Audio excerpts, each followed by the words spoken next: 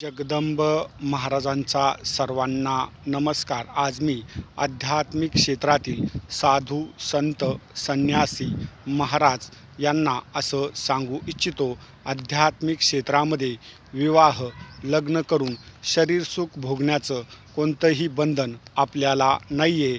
आपले जे शक्तिशाली देवी देवता आहेत, महादेवाचं पार्वतीसोबत, रामाचं सीतेसोबत, कृष्णाचं रुक्मिणीसोबत, नाथांचं जोगेश्वरी मातेसोबत विवाह लग्न झालेलं आहे. देवी देवतांनीसुद्धा शरीर सुख भोगलेलं आहे.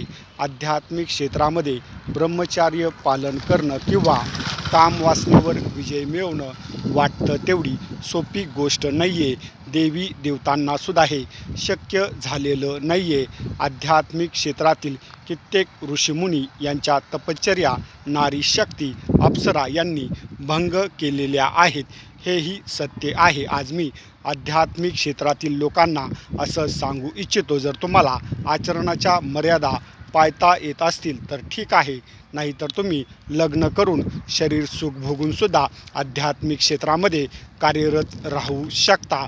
आध्यात्मिक क्षेत्रातील कोणत्याही व्यक्तीने आपल्या आचरणामुळे देवी देवतांचं नाव खराब होईल असं वागू नये. आई राजा उद उद बोल भवानी माता की जय.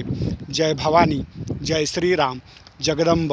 हर हर महादेव, हर हर महादेव.